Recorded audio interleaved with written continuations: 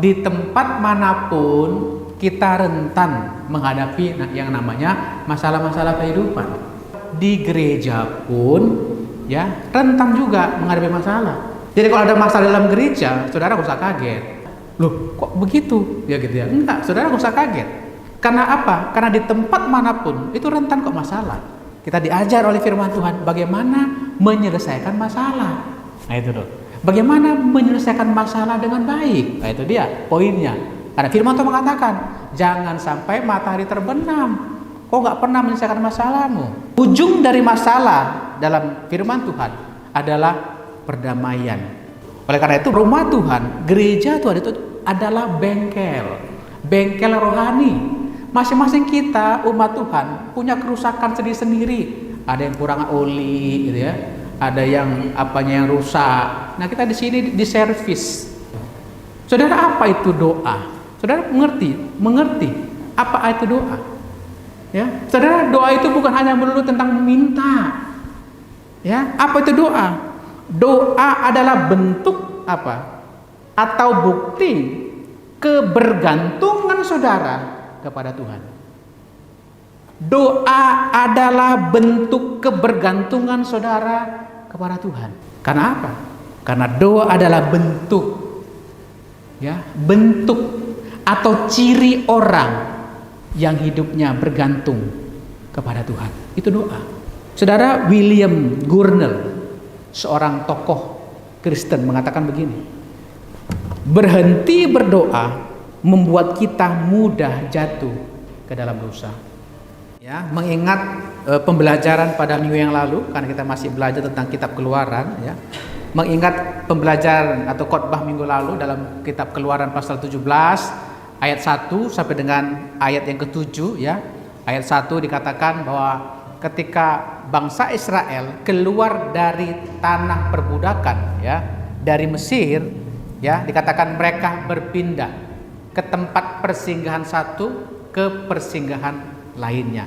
Dan di masing-masing persinggahan itu dan di tempat masing-masing di mana mereka berada, ternyata mereka menghadapi namanya masalah-masalah kehidupan. Ya, kemarin minggu lalu, kalau saudara ingat ya, itu pembelajaran minggu lalu, artinya apa? Bahwa di tempat manapun kita rentan menghadapi yang namanya masalah-masalah kehidupan.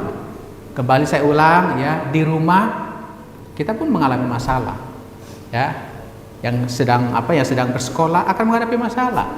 Di kantor, di pekerjaan kita yang notabene kita hidup ya dengan umat manusia yang lainnya, tidak hanya orang Kristen, ya, ada agama-agama lain. Itu pun rentan terjadi masalah. Dan saya mau pastikan bahwa di gereja pun ya rentan juga menghadapi masalah. Jadi kalau ada masalah dalam gereja, saudara gak usah kaget. Ya, loh, kok begitu? Ya gitu ya. Enggak, saudara gak usah kaget. Karena apa? Karena di tempat manapun itu rentan kok masalah. Ya, karena apa? Karena di gereja kita berbagai macam karakter. Ya, berbagai macam karakter kita dipertemukan dalam gereja ini, dalam bersekutu. Oleh karena itu rumah Tuhan, gereja Tuhan itu adalah bengkel rohani. Masing-masing kita umat Tuhan punya kerusakan sendiri-sendiri. Ada yang kurang oli, gitu ya. Ada yang apanya yang rusak. Nah, kita di sini diservis. Ya, diservis.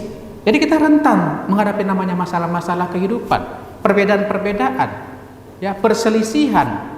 Ya, kenapa ada perbedaan-perbedaan pendapat begitu? Jadi Bapak Ibu terkasih, saya mau menyampaikan menegaskan bahwa gereja ya juga rentan menghadapi masalah. Tapi poinnya apa? Kita diajar oleh firman Tuhan bagaimana menyelesaikan masalah. Nah, itu loh. Bagaimana menyelesaikan masalah dengan baik. Nah, itu dia poinnya. Karena firman Tuhan mengatakan, jangan sampai matahari terbenam. Kok gak pernah menyelesaikan masalahmu? Ya, bahwa ujung dari masalah dalam firman Tuhan adalah perdamaian, ya, kasih. Itu pencapaian kita. Jadi kalau kita mengalami perselisihan, bukan bicara tentang siapa yang menang, ya, bukan berbicara tentang ini orang berpihak kepada siapa, tidak, gitu ya. Tapi berbicara tentang apa yang terjadi dalam konflik ini, perselisihan ini. Tujuannya adalah untuk apa? Untuk memuliakan nama Tuhan. Dan ujungnya adalah apa? Kasih yang mempersatukan. Ujungnya apa?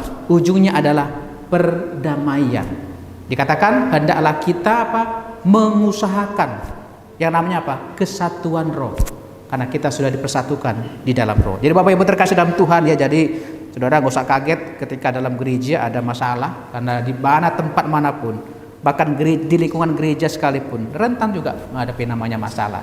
Jadi tidak usah merasa, maksudnya jangan terlalu kaget ya, saya mau menyampaikan, jangan kaget karena kita sama-sama dibentuk di dalam Tuhan.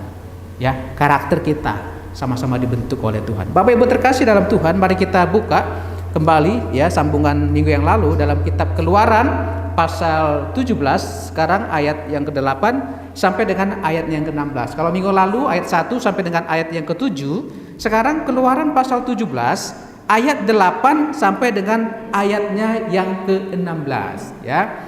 Keluaran pasal 17 ayat 8 sampai dengan ayatnya yang ke-16, kita akan baca kembali secara berbalasan. Keluaran pasal 17 ayat 8 sampai dengan ayatnya yang ke-16 ya.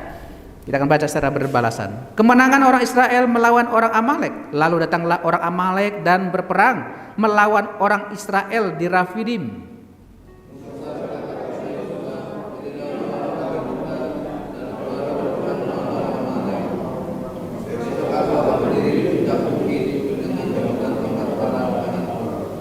Lalu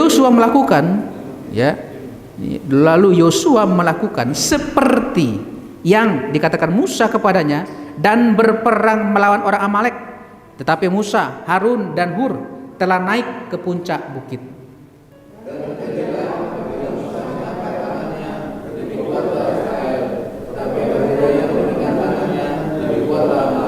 Maka penatlah tangan Musa, sebab itu mereka mengambil sebuah batu, diletakkanlah di bawahnya, supaya ia duduk di atasnya. Harun dan Hur menopang kedua belah tangannya, seorang di sisi yang satu, seorang di sisi yang lain, sehingga tangannya tidak bergerak sampai matahari terbenam.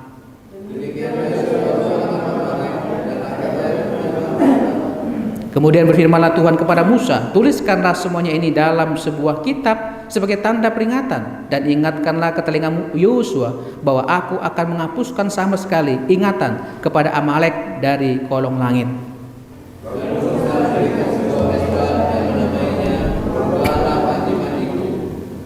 Amin. Bapak Ibu terkasih dalam Tuhan, ketika bangsa Israel ya masih berada, posisinya masih berada di Rafidim. Apa yang terjadi di Rafidim? Masih ingat apa yang terjadi di Rafidim minggu lalu? Ya. Apa yang terjadi di Rafidim? Dapat wafer ini, wafer tenggo. Ya. Apa yang terjadi di Rafidim ketika mereka singgah di Rafidim? Mereka tidak mendapat air. Ya, mereka bersungut-sungut, ya, boleh mencaci maki si Musa, gimana sih kamu gitu ya. Tuhan perintahkan kepada Musa, ya, apa namanya, ketuklah ya tongkatmu ke gunung batu, kau pukullah gunung batu itu. Ketika Musa memukul gunung batu itu, tiba-tiba ya, air langsung keluar, ya, mereka pun minum dengan luar biasa, dengan baik begitu. Ketika mereka masih di Rafidim, ya, tiba-tiba episode mulai datang, ya, pasukan orang Amalek mulai menghadang mereka. Siapa orang Amalek? Orang Amalek adalah bangsa yang tidak takut kepada Tuhan, dan bangsa ini dikenal sebagai bangsa yang suka berperang.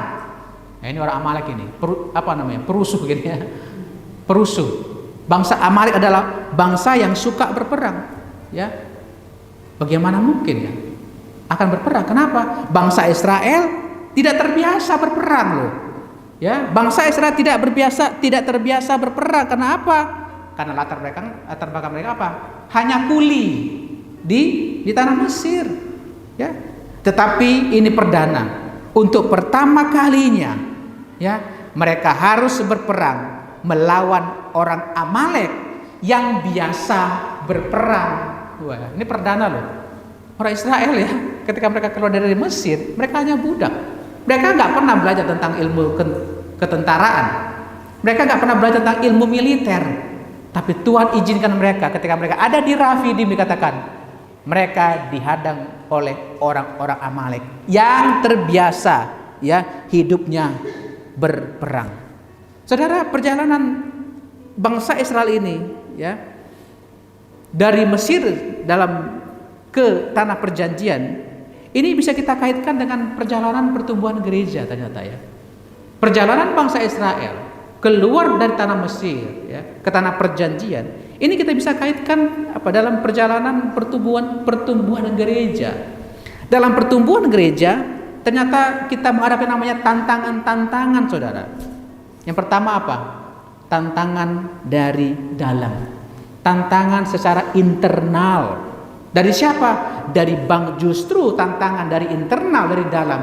Justru datang dari bangsa Israel itu sendiri. Ya, ada suku-suku, ada pribadi-pribadi yang masih terikat dengan dosa-dosa.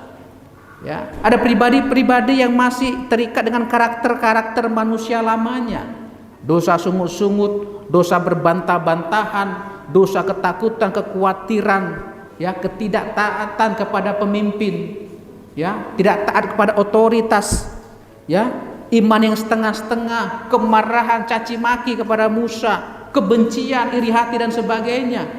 Itu tantangan internal ketika Musa membawa bangsa Israel keluar dari perbudakan Mesir. Itu tantangan secara internal. Ya, yang kedua adalah tantangan dari luar, eksternal. Dari siapa? Dari bangsa-bangsa lain, ya, dari suku-suku lain yang coba untuk menaklukkan mereka. Ya, kalau kita kaitkan ya dalam perjalanan pertumbuhan gereja, tantangan kedua ini pun bisa terjadi dan terjadi memang di sebuah gereja. Tantangan dari dalam, internal. Kadang-kadang tantangan pertumbuhan gereja justru muncul ya dari kalangan jemaat-jemaat yang sedang masuk dalam pertumbuhan gereja. Ya.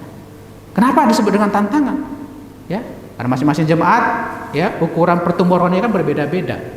Ada yang masih setengah-setengah, ada yang masih terikat dengan manusia lamanya, ada yang masih terikat dengan karakter-karakter lamanya. Yang dulu dia pemarah ketika sudah mengenal Kristus masih tetap menjadi pemarah. Yang dulu dia pendendam waktu dia mengenal Kristus dan hidup di gereja masih saja punya sifat pendendam. Ya, dan itu yang akan menghambat pertumbuhan gereja. Ya, itu ada tantangan-tantangan internal kita dari dalam. Tantangan justru lahir, ya, ada muncul dari jemaat-jemaat yang belum mengalami pertumbuhan secara rohani. Dan saya rindu Bapak Ibu, ya, saya rindu sekali kita semua yang masuk dalam pertumbuhan kerohanian kita, sehingga kita tidak menjadi orang-orang yang turut ambil bagian, ya, menjadi menjadi penghambat, justru menjadi penghambat pertumbuhan gereja. Oleh karena itu mari kita menyerahkan betul-betul hidup kita kepada Tuhan. Kalau masih ada karakter-karakter lama yang belum saudara perjuangkan, ya, untuk Tuhan ubah dalam hidupmu, saudara akan dipakai iblis, ya, menjadi penghambat pertumbuhan gereja. Dan saya rindu tidak termasuk kita yang ada dalam gereja. Gimana caranya, Pak? Caranya saudara betul-betul mengalami perjumpaan dengan Kristus yang mampu ya mengubah kehidupan kita. Yang kedua adalah tantangan dari luar, eksternal. Bapak Ibu terkasih dalam Tuhan, kita ingat beberapa tahun yang lalu bagaimana gereja kita ya mengalami tantangan yang luar biasa. Ya, ketika ada almarhum Bapak Pendeta Kasno, tantangan luar biasa dari luar. Ya. Sempat ya rumah ibadah ini mau ditutup dari pemerintah sendiri, Saudara. Tapi puji Tuhan, Tuhan menolong. Tantangan dari luar. Ada provokator dari luar untuk Untuk menghambat pertumbuhan gereja, untuk menutup gereja ini.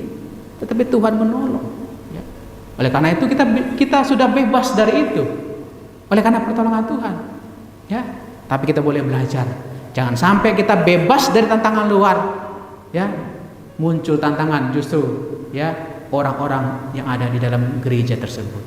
Oleh karena itu mari kita bersatu hati ya untuk terus memajukan pertumbuhan gereja di tempat ini. Bapak Ibu terkasih dalam Tuhan, ini adalah peperangan rohani. Perjalanan orang Israel keluar dari tanah Mesir adalah peperangan rohani, saudara.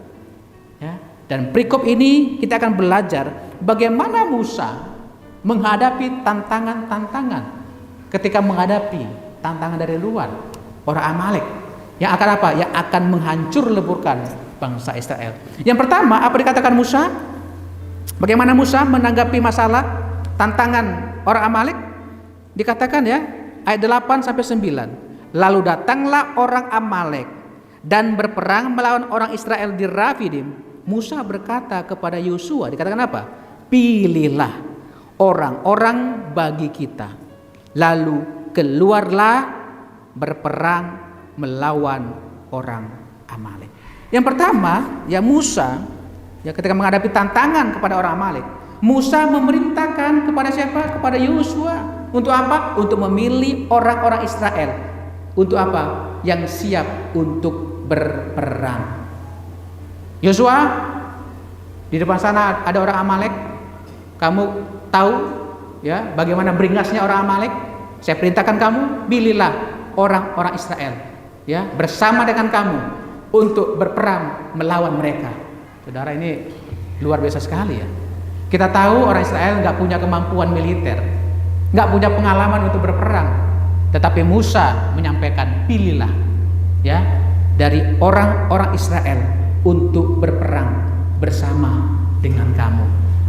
Jemaat terkasih dalam Tuhan, tidak ada catatan bahwa mereka yang ditunjuk oleh Yosua menolak atau bersungut-sungut kepada Yosua atau kepada Musa ya.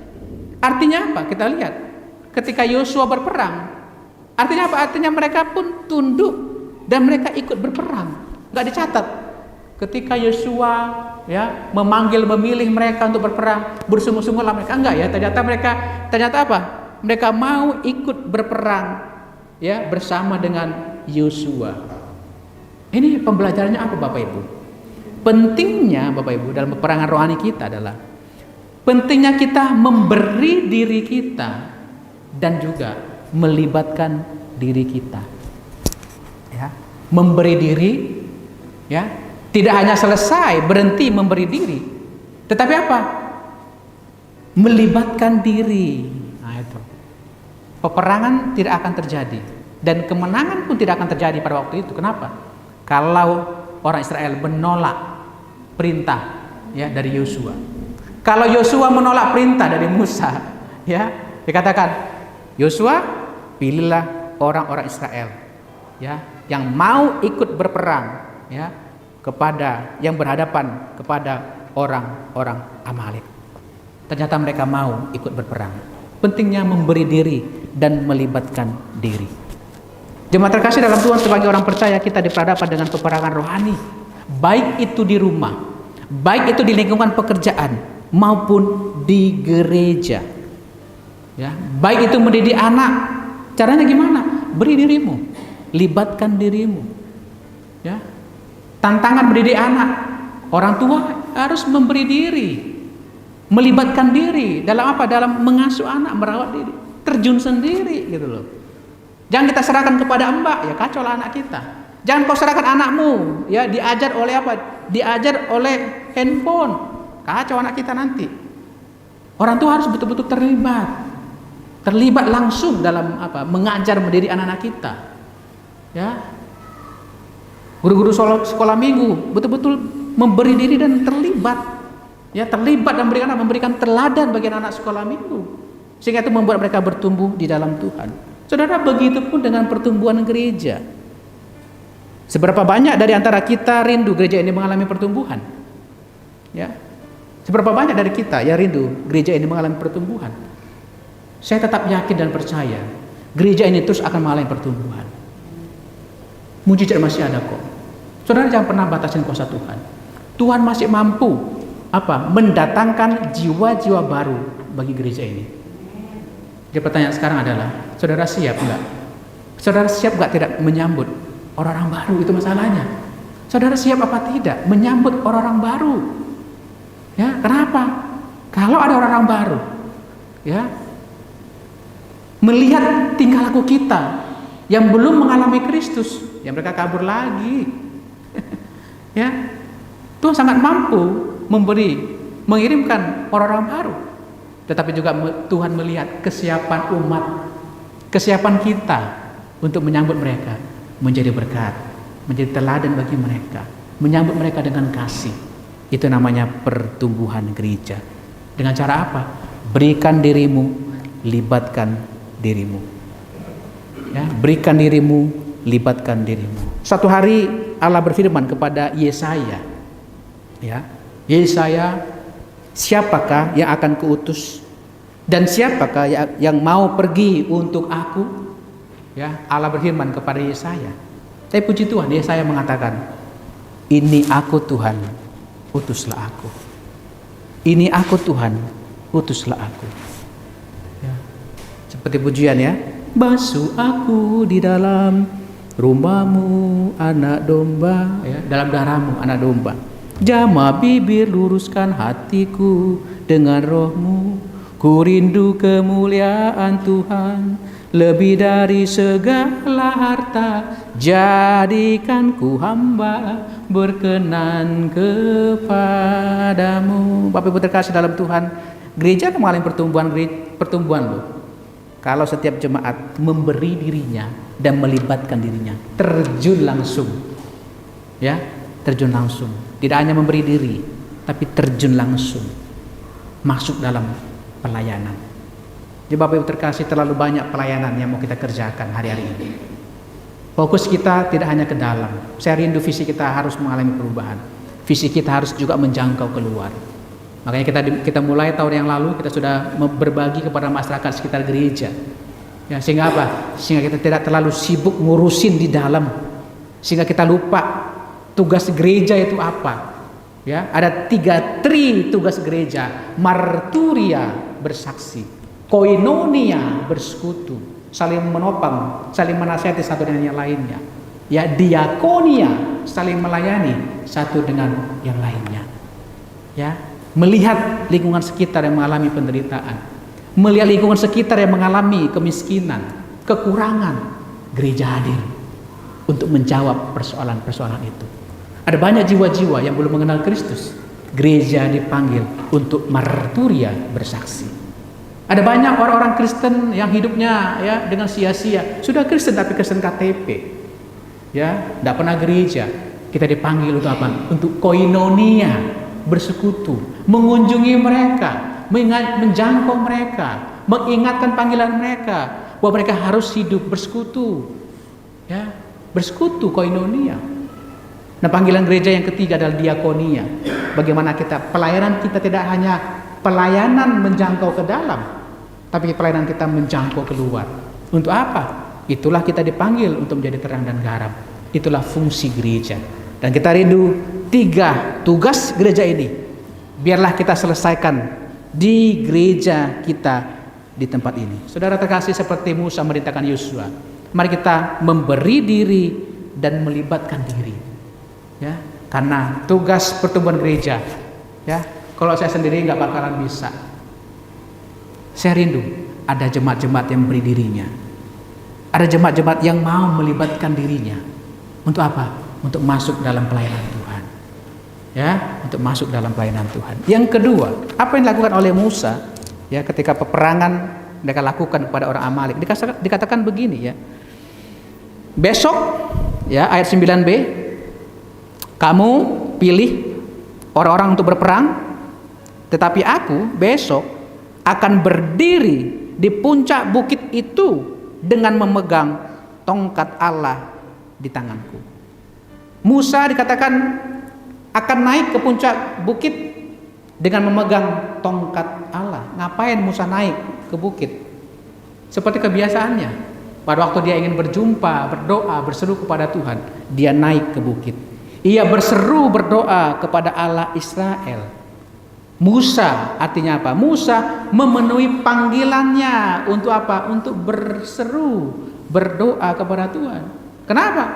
Karena Musa, ya, Musa tidak yakin akan mengalami namanya kemenangan, ya, dia sadar bahwa dirinya sendiri nggak bakal mampu membawa kemenangan bagi Israel.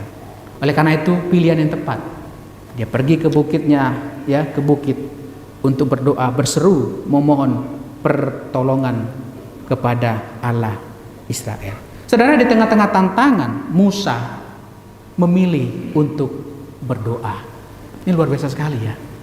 Di tengah-tengah pergumulan, kepahitan, ya, kegalauan yang luar biasa, ya, Musa nggak berdebat kepada orang Israel. Musa nggak berdebat kepada Yosua. Kamu gimana sih, enggak ya? Musa dikatakan, aku akan memilih untuk naik ke bukit. Aku akan berdoa berseru kepada Tuhan dengan tongkat Allah yang Tuhan percayakan kepadaku. Saudara, apa itu doa? Saudara mengerti apa itu doa? Ya, saudara, doa itu bukan hanya melulu tentang meminta. Ya, apa itu doa? Doa adalah bentuk apa? Atau bukti kebergantungan saudara kepada Tuhan. Doa adalah bentuk kebergantungan saudara kepada Tuhan. Kalau saudara meninggalkan Tuhan, ya, kalau saudara meninggalkan doa, berarti saudara tidak bergantung kepada Tuhan.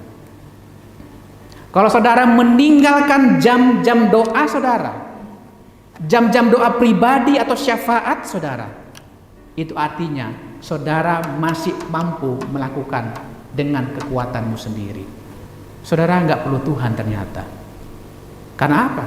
Karena doa adalah bentuk, ya, bentuk atau ciri orang yang hidupnya bergantung kepada Tuhan. Itu doa.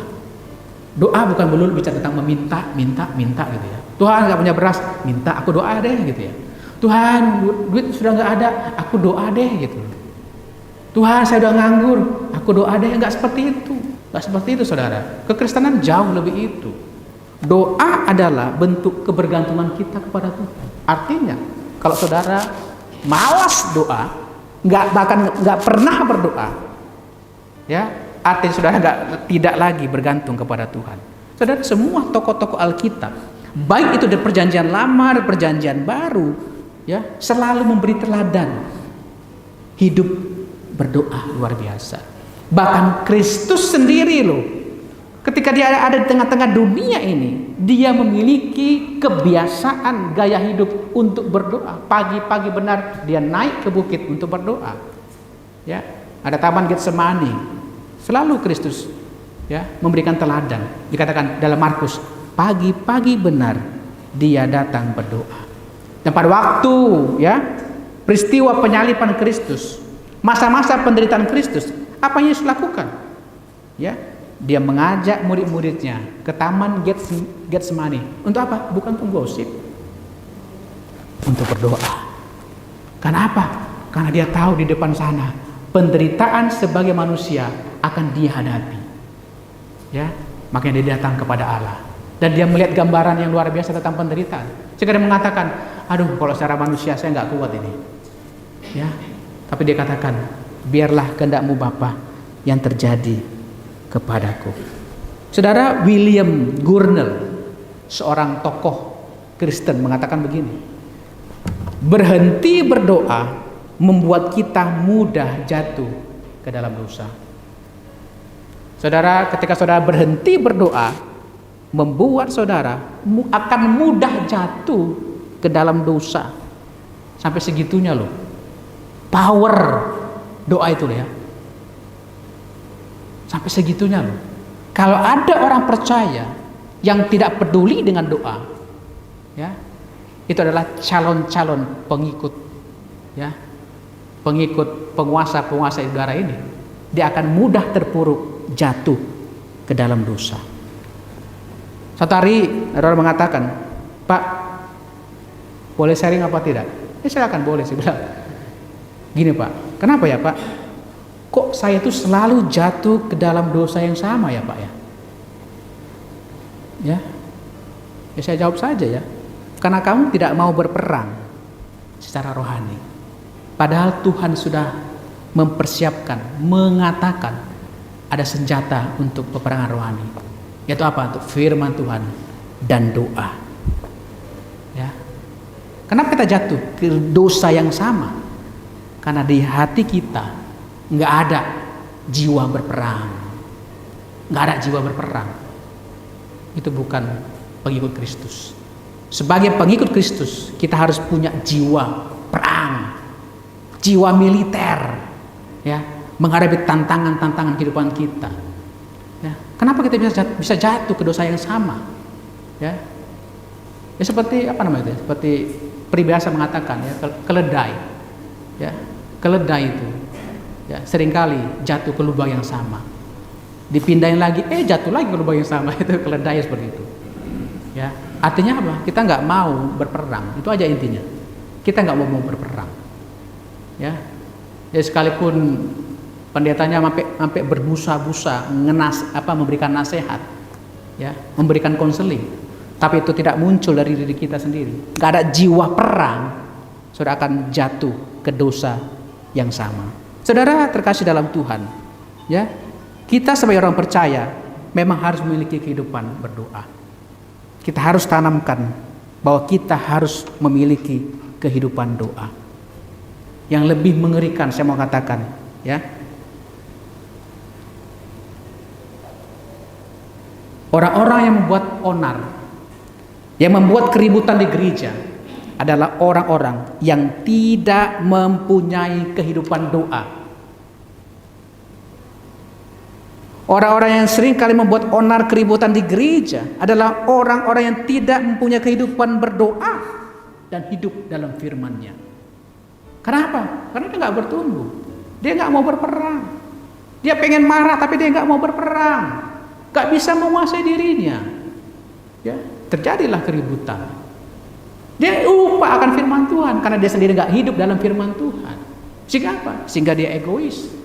Ya. Sehingga apa? Dia hanya mengikuti keinginan dirinya. Ya, dia lupa dia adalah ciptaan baru. Ternyata dia masih ciptaan lama. Ya. Ternyata dia masih ciptaan lama. Dia nggak ngerti bagaimana menyelesaikan konflik.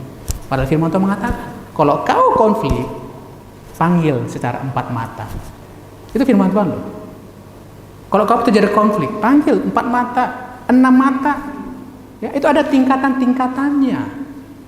Ya, itu namanya etika menyelesaikan konflik-konflik. Etika menyelesaikan perselisihan. Ya, sebagai orang percaya. 4 mata, 6 mata, panggil yang lain. Panggil gembalamu, panggil pendetamu, panggil penatua lain, panggil majelis lain. Kalau orang ini nggak susah dinasehatin, panggil majelis. Hari kita ada majelis. Jadi saudara harus ada tingkatan-tingkatannya, ya.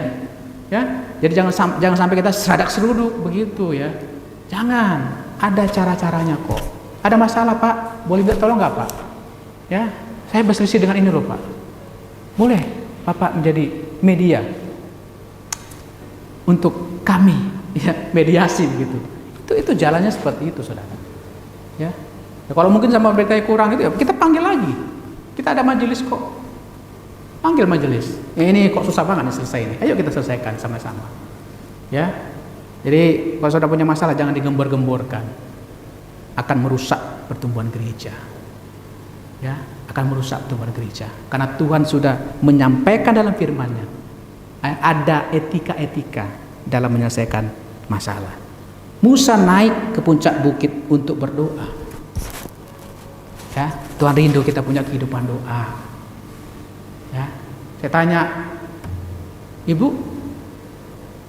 Ibu ingat doa pada waktu kapan? Ya, ya biasa Pak, kalau saya waktu ingat doa pada waktu saya kekurangan Pak. Terus apa lagi? Pada waktu saya punya pergumulan apa lagi? Pada waktu saya sakit Pak. Oh ya sudahlah. Ya, kita akan kelihatan ya seperti itu. Berarti Tuhan sengaja membuat saudara mengalami pergumulan. Tuhan membuat saudara mengalami sakit. Supaya apa? Supaya kau ingat Tuhan, supaya kau ingat untuk berdoa. Ya akhirnya seperti itu, saudara. Enggak seperti itu panggilan kita. Doa adalah panggilan kita sebagai orang percaya. Itu panggilan mutlak kok. Ya, panggilan kita. Itu panggilan surgawi. Untuk kita apa? Untuk kita berjumpa, ngobrol, berkomunikasi dengan Tuhan. Apa yang menjadi pergumulan kehidupan kita. Ya, jadi doa bukan hanya melulu tentang meminta. Doa menunjukkan kita bahwa saya ini lemah, saya ini rentan jatuh ke dalam dosa, makanya saya berdoa. Saya rentan ya Tuhan, saya rentan sekali jatuh ke dalam dosa, makanya saya berdoa. Tolong aku ya Tuhan, Jadi doa menunjukkan kebergantungan kita kepada Tuhan. Kalau saudara berhenti berdoa, berarti saudara tidak lagi menggantungkan hidup saudara kepada Tuhan. Yang ketiga kita boleh belajar Bapak Ibu terkasih dalam Tuhan, dikatakan ya, ayat 10, lalu Yosua melakukan seperti yang dikatakan Musa kepadanya dan berperang melawan orang Amalek. Tetapi Musa, Harun dan Hur telah naik ke puncak bukit, dan terjadilah apabila Musa mengangkat tangannya, lebih kuatlah Israel. Tetapi apabila ia menurunkan tangannya, lebih kuatlah Amalek. Maka penatlah tangan Musa. Sebab itu mereka mengambil sebuah batu, diletakkanlah di bawahnya, supaya duduk di atasnya Harun dan Hur, menopang kedua belah tangannya, seorang di sisi yang satu, seorang di sisi yang lain, sehingga tangannya tidak bergerak sampai matahari terbenam. Demikianlah Yosua mengalahkan Amalek dan rakyatnya dengan mata pedang. Luar biasa saudara. Yang ketiga kita boleh belajar, Musa adalah manusia biasa. Ya, Musa bisa lemah, Musa bisa capek, Musa bisa letih. Ya, tapi syukur kepada Tuhan. Ketika dia naik ke bukit melihat peperangan yang Yosua lakukan, dia mengangkat tangannya dengan tongkatnya. Ya, dia mengangkat tangannya dengan tongkatnya sepanjang hari. Ketika dia tetap mengangkat tangannya, ya, bangsa Israel terus mengalami kemenangan. Tetapi dia sudah merasa capek, ya. Orang Amalek tiba-tiba membunuh orang Israel. Ya, mati terbunuh, kalah mundur. Akhirnya dinaikkan lagi, aduh gak kuat lagi. Ya, orang Israel mengalami kemenangan. Sehingga siapa? Sehingga Harun dan Hur melihat peristiwa itu. Sehingga apa? Sehingga Harun pegang tangan ke kanan, ya, si Hur pegang tangan kiri. Akhirnya apa? Akhirnya Musa, ya, tangannya tak berdiri. Ya, sehingga apa? Sehingga Israel mengalami kemenangan luar biasa. Kenapa? Ini bukti. Ya, ketika tangan Musa naik, ya, artinya apa? Pengharapan kepada Allah Israel Tuhan akan menolong. Syukurlah ada Harun dan Hur, ya, membantu menopang kedua tangan Musa supaya tongkat Allah tetap teracung ke atas sampai matahari terbenam. Dari pagi sampai sore, sampai senja loh, ya, pegel nggak itu? Pegel banget. Tetapi demi kemenangan Israel, ya, Harun dan Hur juga, ya, nggak berpangku tangan, tapi dia lihat, ya, dia pegang masing-masing. Aku ke kiri, aku ke kanan, sehingga terjadilah kemenangan. Artinya apa Bapak Ibu? Musa, Harun dan Hur ada kerjasama yang baik. Mereka saling menopang satu dengan yang lainnya. Luar biasa. Kalau itu terjadi juga di gereja kita, saling menopang satu dengan yang lainnya. Ada yang lemah saling menguatkan, saudara. Saudara, pekerjaan pengembalaan gereja ini nggak bisa saya lakukan sendiri loh. Saya ini rentan lemah, saya rentan juga lelah, saya rentan letih, saudara. Saya juga rentan menghadapi penyakit. Saya rentan loh. Saya manusia biasa. Oleh karena itu oleh karena itu saya juga butuh topangan dari Bapak Ibu terkasih. Ya, saya butuh kekuatan, topang agar apa? Agar tetap tangan saya terangkat kepada Tuhan. Untuk apa? Untuk memberkati saudara, memberkati jemaat-jemaat di tempat ini. Ya, kalau saudara nggak topang ya udahlah gitu ya. Ya, tapi butuh topangan supaya apa? Supaya tangan saya terangkat kepada Tuhan. Untuk apa? Untuk memberkati saudara, memberkati anak-anak saudara supaya berhasil dalam studinya, berhasil dalam pekerjaannya, ya, saudara dalam rumah tangga saudara berhasil dalam rumah tangga saudara, gitu ya. Tapi kalau nggak ada yang menopang, gitu ya, waduh, lama-lama akan turun, saudara. Ya, oleh karena itu Bapak Ibu terkasih, mari kita saling menopang. Ya, bersyukur tadi ada kesaksian dari Opa Papehe, ya, luar biasa. Ya, dibutuhkan jiwa yang besar seperti itu, ya, untuk menopang untuk Oma yang sudah sakit begitu, walaupun ada penolakan, gitu ya, dari penolakan, tapi ya perlu perjuangan juga. Karena saling menopang satu dengan yang lainnya, saudara. Dan saya mau katakan saya nggak bisa mengerjakan pengembalaan seorang diri, saudara. Ya, jadi jangan semua saudara, ya, ini Pak, ini gimana sih gembalanya ini? Gimana seperti enggak? Ini pekerjaan kita bersama, saudara. Ya, makanya dibentuklah majelis, dibentuklah ketua-ketua komisi. Untuk apa? Untuk menopang pelayanan, gitu ya. Jadi kalau sekalipun ada perselisihan, saudara bisa juga ya menyelesaikannya, gitu loh. Ya, kita sama-sama menyelesaikannya. Ya, bukan malah memperkeruh, saudara. Saudaralah adalah pendoa-pendoa. Saudara mampu menyelesaikannya itu, saudara. Ya, saudara akan dimampukan menyelesaikannya. Kenapa? Karena kita punya jiwa untuk menopang. Sudahlah, itu mah urusan gembala itu, nggak usah diurus-urus lah. Enggak seperti itu, saudara. Saudara punya jiwa untuk saling melayani satu dengan yang lainnya. Ya, jadi apapun yang terjadi dalam gereja kita ini, ya, tidak semua dilimpahkan kepada saya. Ya, karena kita pun dipanggil untuk saling melayani, saling menopang satu dengan yang lainnya. Sehingga apa? Sehingga kerinduan kita untuk pertemuan gereja ini boleh terwujud. Ya, boleh terwujud. Karena saya berenung kok sendiri. Ya, Tuhan mampu ya untuk menambahkan jiwa-jiwa baru. Ya, mungkin dalam perenungan saya, dan Tuhan berbicara melalui firman-Nya. Tuhan mampu. Tetapi ada pertanyaan yang lewat dalam diri saya, dalam pikiran saya. Jemaatmu siap enggak menerima itu loh? Iya juga ya itu ya. Oleh karena itu gimana dong caranya? Kau siapkan jemaatmu. Agar mereka betul-betul mengalami pertumbuhan. Kalau sudah bertumbuh, ya, mereka akan menerima orang-orang baru dengan kasih. Ya. Dengan gembira menyambut, ya. Menyambut siapa saja orang-orang baru yang akan datang ke tempat ini. Ya, gembira menyambut. Ya. Itu yang Tuhan nyatakan dalam kehidupan saya, dalam perenungan saya. Oh gitu ya Tuhan. Ya udah, tugas saya hanya sekarang hanya untuk membawa kita dalam pertumbuhan rohani, Bapak Ibu. Ya, tugas pengembalaan adalah memastikan saudara ada di dalam kerajaan Allah. Itu tugas saya. Dan saya sudah menyediakan fasilitas yang ada ya. Ada gereja, ada ibadah, ada doa. Itu fasilitasnya. Ya, sekarang saudara mau apa tidak untuk maju? Saudara mau apa tidak untuk berperang? Ya. Saudara mau tidak apa tidak untuk memberi diri dan melibatkan diri? Ya. Kalau saudara betul-betul mau, saudara akan melihat pekerjaan Tuhan yang luar biasa. Tuhan nyatakan di gereja ini. Mujizat masih ada. Tuhan akan mampukan kita. Karena pekerjaan pelayan ini bukan milik saya, tapi milik kita bersama. Sehingga suatu hari kelak saudara nggak usah takut. Ketika saudara dipanggil Tuhan, saudara akan disambut oleh Tuhan. Masuklah hambaku yang baik dan setia. Itu gembalamu. Wah, senang sekali ya. Tapi ketika saya nongkrong di situ, ya saya ngelihat kau ke sana, kau sebelah kiri. Aduh, itu kesedihan yang luar biasa saya rasakan. Saudara, jadi tugas pendeta itu nggak gampang kok saudara. Ya, hidup saya itu selalu seperti akuarium, ya seperti akuarium. Bagaimana sih akuarium itu? Ya, sampai jalannya dilihatin, cara berpakaian aja dilihatin kok. Ya, itu panggilan. Tapi kita harus mengerjakan panggilan itu dengan apa? Dengan baik, saudara. Dengan baik. Ya, jemaat sakit, saya mikir. Ya, jemaat kekurangan saya juga mikir, saudara. Tapi berbeda dengan jemaat kan? Berbeda loh. Pikiran hamba Tuhan dengan pikiran jemaat berbeda loh. Itu namanya panggilan. Itu namanya panggilan secara khusus. Ya, wong saya masih ngurusin keluarga saya, tapi saya harus mengurusin beberapa kepala keluarga. Ya, saya bergumul, saya mendoakan. Ada kepala keluarga yang tidak bekerja, saya bergumul berdoa, Tuhan kasih inilah keluarga itu.